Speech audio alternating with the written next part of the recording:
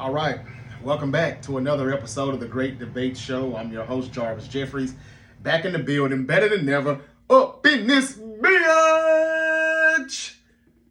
And I got something to say. I got some breaking news. The breaking news is that my Memphis Grizzlies have fired their head coach, Taylor Jenkins. In his sixth season as the head coach of the Memphis Grizzlies, he is now terminated. He is also the most winning. He has most wins out of any coach in Memphis Grizzly history. He has the most wins in the franchise in just a little over 5 seasons, or his sixth season here nearly. Wow. So the Memphis Grizzlies, again, shocking news, kind of, because we're getting close to the playoffs. I mean, very close. We're like 9 games away. The Grizzlies have like 9 more regular season games before they go to the playoffs. The Memphis Grizzlies are a 5th seed team, even though they were at 2 at one point, which seems forever ago, because they have took a slide since the All-Star break. They have really been slipping a bit. And so now the Memphis Grizzlies at a 5th seed, though still, most teams would love to be in that position. And they're 9 games away from the postseason beginning. They have parted ways. And they announced it today. The Memphis Grizzlies part ways with head coach Taylor Jenkins. And here's the report. The Memphis Grizzlies announced that they have parted ways with head coach Taylor Jenkins.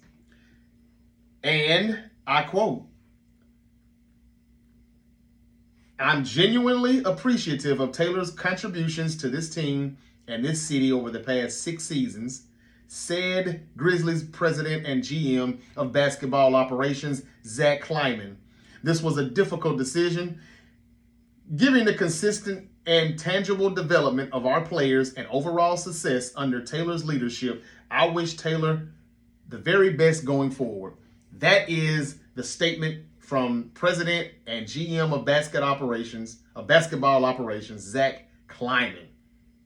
He's genuinely appreciative of Taylor's contributions to this team and this city over the past 6 seasons. This was a difficult decision given the consistent and tangible development of our players and overall success under Taylor's leadership. So for that, I wish Taylor the very best moving forward. Okay. Your thoughts. I would love to hear about it in the comments section. For all of my audience on YouTube, the Great Debate Show is available wherever you get your podcasts. Please go to YouTube and hit the subscribe button and the notification bell. Comment on things that you would like for us to debate, and comment on the subject that we are debating on, or that I am talking about here when I'm by myself on these episodes. We really appreciate it, and it helps us out a lot with the algorithm. The Great Debate Show is also available on all other social media platforms and wherever you get your podcasts. Apple Podcasts and Spotify also available. So what do you say about the Grizzlies firing their head coach, Taylor Jenkins? Just 9 games remaining in the regular season. We're this close to the playoffs and they fire him.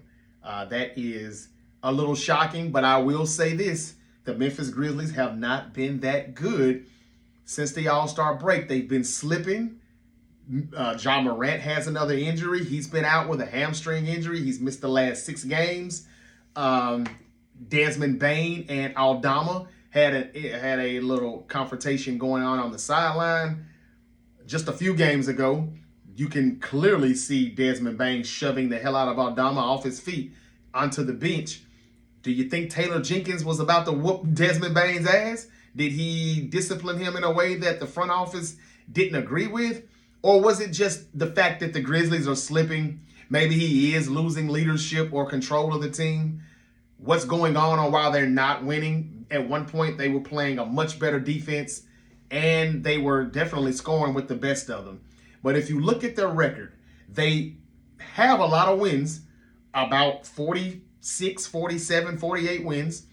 But they now went from, I think, at the All-Star break where they only had about 13, 12 losses. 14 to 15 losses, I would say. They're quickly now already at like 25, 24, 25 losses. And they have slid from number 2 to number 5 in the Western Conference.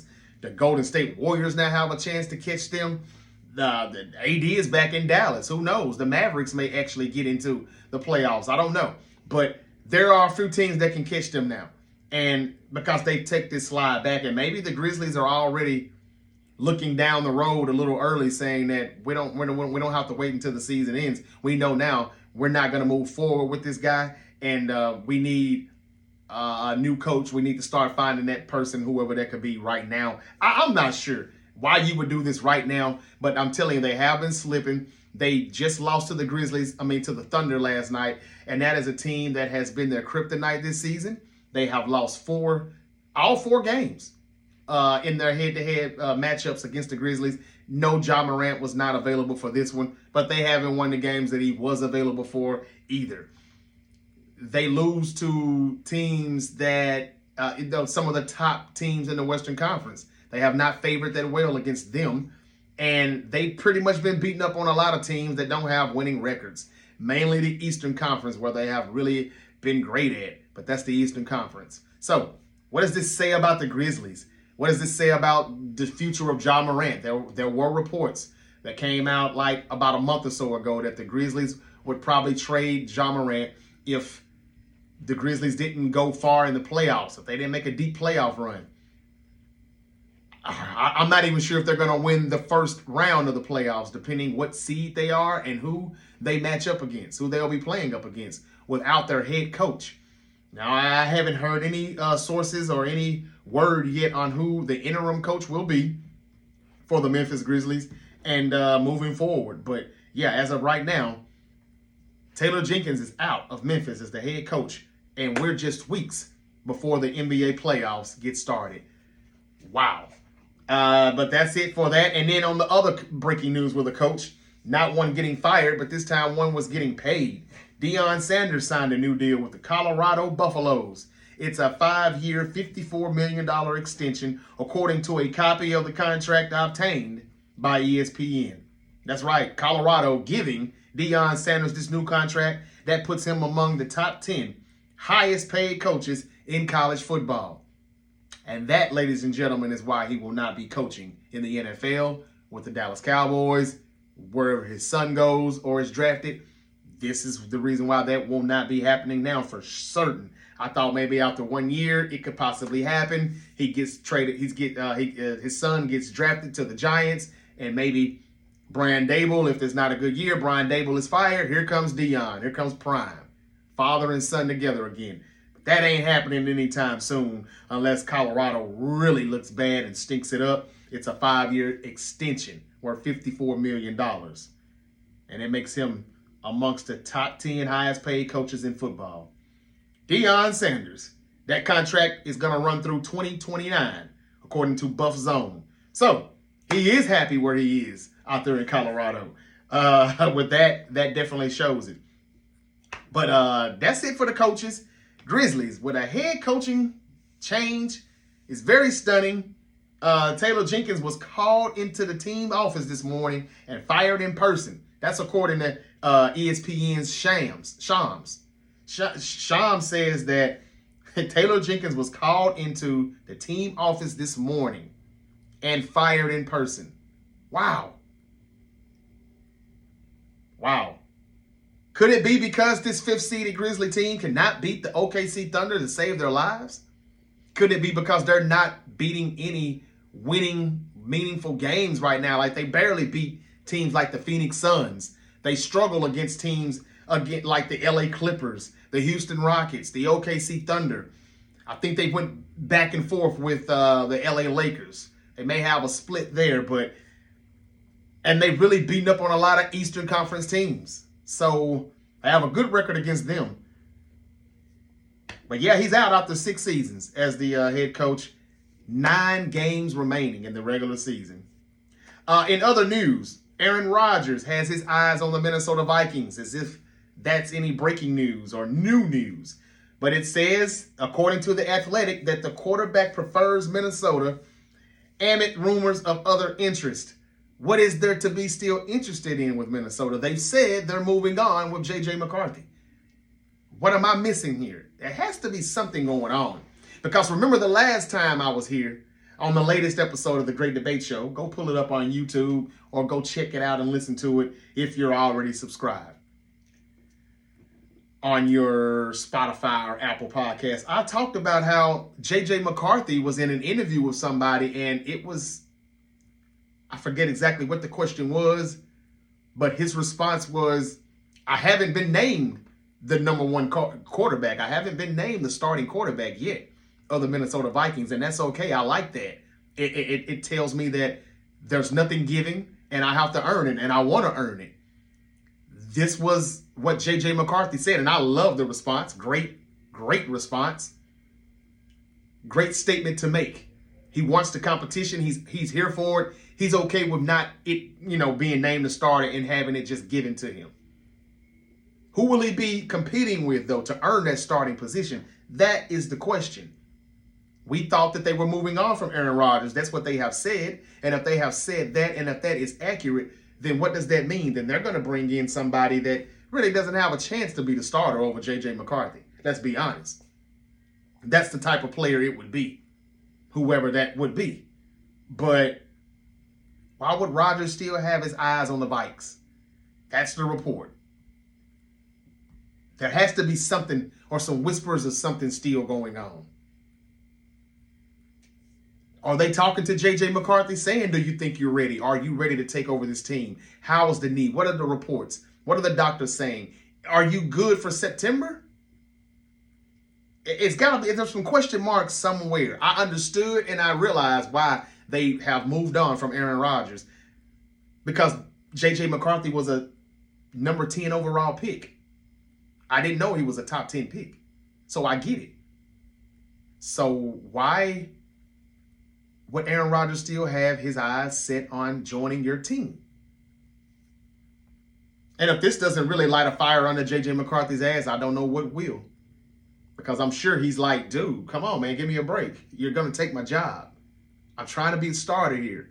They drafted me to be the face of this franchise.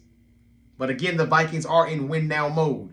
And maybe they think that a veteran quarterback like Aaron Rodgers, even if they bring him in just to be the backup, does Aaron Rodgers like the Vikings so much that he would at least wait on the Vikings to consider him being the backup and bring him in as a backup? And if J.J. McCarthy isn't ready, he's just started from the beginning. Or if J.J. McCarthy starts to kind of slip it up, we're not losing confidence in you, young man, but we need to bring this veteran in right now. You may not quite be ready yet.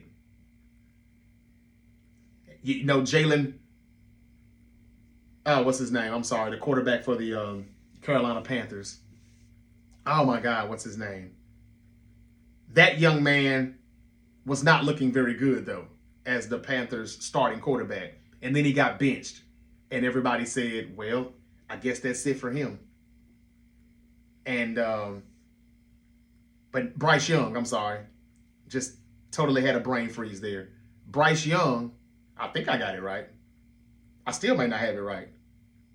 But if I do, the quarterback for Carolina, I'm sorry. But that young man came back, though, after being benched, and now he looks like he really could be a franchise quarterback. Now he looks like what Carolina thought he was when they drafted him. Same thing could happen with J.J. McCarthy. He could start, get out to a slow start, get benched for a few weeks, let Aaron come in, and if Aaron shows out, we'll have this conversation next offseason. Because Aaron Rodgers is going to take this team to the playoffs and they're going to have a playoff push. Or do you think he's washed like most people do? Leave it alone, Aaron Rodgers. Leave the Vikings alone. For crying out loud, just get the hell out of here and retire. That's what I've been hearing a lot of people say too. But that's the report, that Aaron Rodgers still has his eyes on the Vikes. In other news, draft news that is, Abdul Carter, his foot injury, they say, is not an issue when it comes to teams. They're not holding back. They're not holding it against Abdul Carter, when it comes down to his pre-draft evaluation. That's also according to The Athletic. But this foot injury seems to be more significant than we thought, or that we were told. And I got to tell you guys, as a 49er fan, the last time I can remember a player pre-draft evaluation where it was a foot issue, but they downplayed it, kept kicking it under the rug, was Michael Crabtree, coming out of Texas Tech. And he had a long, long holdout that 49er fans was not happy with at all. I think it was like week 9 before he finally played his first NFL game as a rookie in the 2009 season. And he dealt with that foot injury his entire career.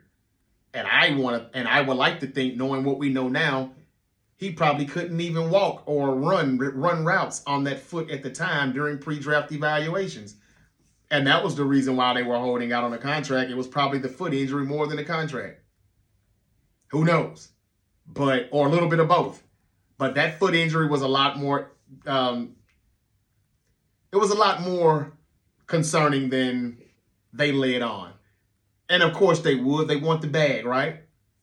And that could be what Carter is going through too. Now again, teams aren't holding it against Abdul. That's what they're saying right now in the pre-draft evaluation. Carter foot injury to them is not an issue. And I hope it's not. But man, those things can be very tricky, very scary, and in the end, dangerous. I don't know what type of injury, foot injury this is or how severe it is, but he didn't do anything in pro day. And I think that's not by choice. I don't think he can.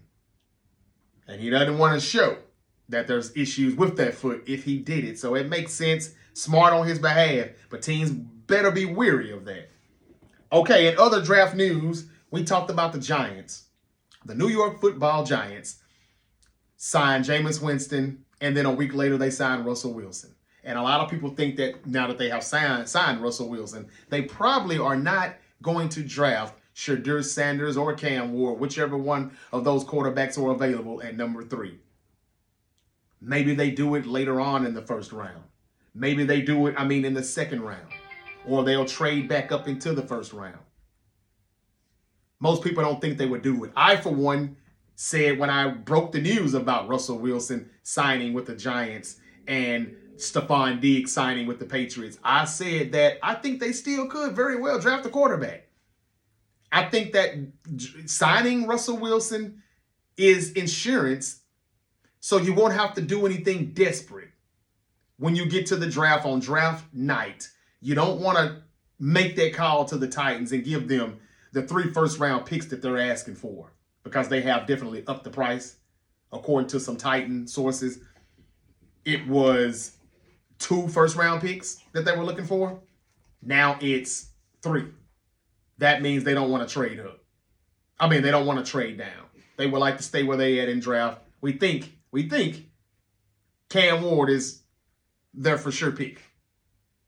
And so the Giants are looking at it as if the Browns, if they draft Shadur Sanders, we're not getting either one of those guys. At least we have Russell Wilson and Jameis Winston. We have competent quarterbacks for the season, not Tommy DeVito. He's our 3rd string now, as he should be. And I think that's what that is, just insurance. Now, if the Browns don't draft Shadur Sanders, I still think the Giants are going to draft Shadur Sanders. And they're going to have 3 quarterbacks, and I'm sure Tommy DeVito will get released or traded or something. Released and maybe picked back up on the practice squad. But I cannot see them not drafting Shadur if he's available. I just think that they done this because they don't think he'll be available.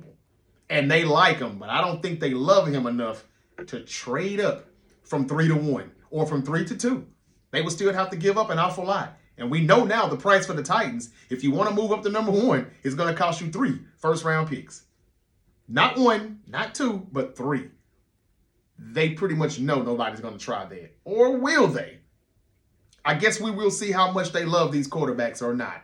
But I do think the Giants will draft Shadur Sanders at 3 if he's available. But remember, Shadur Sanders said that he loves playing with the Cleveland Browns when he's playing Madden. Why is that? He loves their playbook, he said. If he impresses the Cleveland Browns in the workouts, and they are having workouts with both quarterbacks, there's no guarantee Cleveland will pick Abdul Carter. I have them picking Abdul Carter at number 2 on my first mock draft. Mock draft 2.0 is coming next week. I think I'll have it switched up and ready, trades and everything. The whole thing, I'll give it to you next week. But for now, I want to say the Giants still could very well draft the quarterback. If they don't, They're still in good shape because Russell Wilson could be throwing the football to Malik Neighbors, Sterling Shepard, and Travis Hunter, because that's probably who they'll draft if both quarterbacks are picked with the top 2 picks. If those quarterbacks are gone off the board, they will get, I would say, Travis Hunter. The question would then be, will he be their wide receiver 2 or their wide receiver 3? And if he is their wide receiver 3 in the slot with Shepard and Malik Neighbors outside, who's going to be, what is he going to be at corner? Because they got a young, good corner in, what's his name, Adebo. Would he be CB2 or CB3?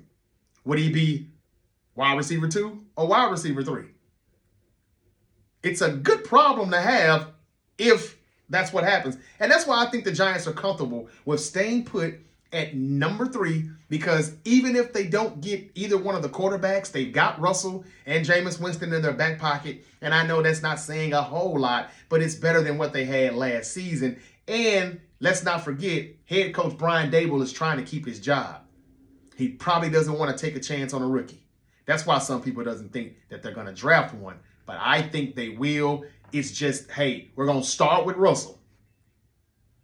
We'll have a competition between Jameis and the rookie as which one will win the backup position. That's what I say. But if Shadir's there, they'll get him. I just don't think they think he'll be there. And the more and more I look at what's going on and read the reports, yeah, Shadir may go with number 2 to Cleveland, as I think he kind of doesn't have a problem when he wants to. He played in Colorado. It get cold as hell in Colorado. I didn't see any snowy games, but it was cold. So he can play in Cleveland. We'll see. It very well could be now Cam Ward to Tennessee at 1, Shadir Sanders to Cleveland at 2, and Travis Hunter going to the Giants at 3. It could very well be that, but I do think the Giants will draft one of those quarterbacks if they slide. But I'm not sure if they're going to slide. It's all about Cleveland and what they see in Shadir Sanders, because I really don't think Cam Ward will be available. All right. In other news, the Boston Celtics are not eyeing big moves. Why should they be? Boston doesn't intend on Doncic's size change despite teams' interest in players. Okay. Are the Dodgers going to repeat this year? The baseball season has started back, and they look good. Opening day was yesterday. Ice Cube pulled up in something all blue. It was beautiful. It was a good look. Magic Johnson was in the house, of course. What's his name? Tom Hanks. A lot of stars and everything. The Dodgers games are like Showtime now. You know, like Laker games now. The Dodgers are a big thing, and I like them. I really do like the Dodgers. They're slick, my team. Thanks to all the parlays that I've won with them in the past 3-4 years. The Dodgers. And I love the hitting, and I love a lot of players on the Dodgers teams. Can the Dodgers repeat in the World Series? That'll be interesting to see.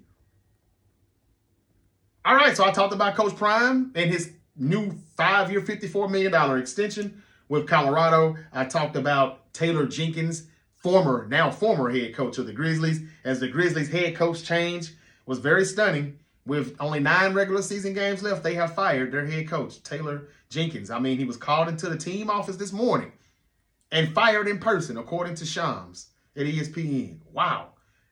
What does this say for the Grizzlies and what's going to happen with them in the postseason? We will find out. I talked about Aaron Rodgers, who is still has his eyes set on the Minnesota Vikings. Again, talked about the draft, the Titans. What are they going to do at number 1? Where's Abdul Carter going to fall to now if both quarterbacks are taken with the top 2 picks? And I think the Giants would then go with Travis Hunter. That means number 4, are the Patriots going to go with Abdul Carter there? They brought Harold Landry in over there from the Tennessee Titans. They could use help at pass rush. Could they double down and get Carter now that Travis Hunter is off the board? I think they want Travis Hunter. Pairing him up with Diggs doesn't sound bad at all, but I don't see the Giants passing up on Travis Hunter if he's still there. I think they may go with that player before Abdul Carter. Maybe, maybe not. But the Giants making this signing by signing Jameis Winston and Russell Wilson, it gives the Giants more leverage, a little bit more cushion and less pressure, in my opinion. They don't have to stress and do something stupid, some knee-jerk reaction to go get a quarterback because they've only got Jameis Winston and Tommy DeVito. They're going to press. They don't have to do that now, though. And I think it puts them in a position to where they will actually take the best available player instead of draft need. But we will see. Duke and Cooper Flagg. There's debates right now that Cooper Flagg could be considered an all-time Duke player. Do you think Cooper Flagg is an all-time Duke player? Do you think Duke is going to win the national championship? They got past Arizona last night. It was a great game. My boy Caleb Love, former Tar Heel, transferred over to Arizona, finished his college career with a bang. There were times where Duke was blowing him out, and he would not go away that easy. But the Duke Blue Devils still did what they do, and that's play good basketball on defense, move well in transition and score, and they're a good team. John Calipari's Arkansas Razorbacks almost made it to the Elite Eight with another upset win, but they fell short in overtime to the number 3 Texas Tech. Is it Raiders? Raiders? They lost to Texas Tech. A game that they should have lost to Texas Tech. They were number 3. Arkansas was number 10 in the bracket. But Arkansas was really giving them everything they had, and they really actually had them. So, yeah, there we go. That's it. Thank you for the Great Debate Show. I will be back. If more news breaks. Thank you, and y'all have a great weekend.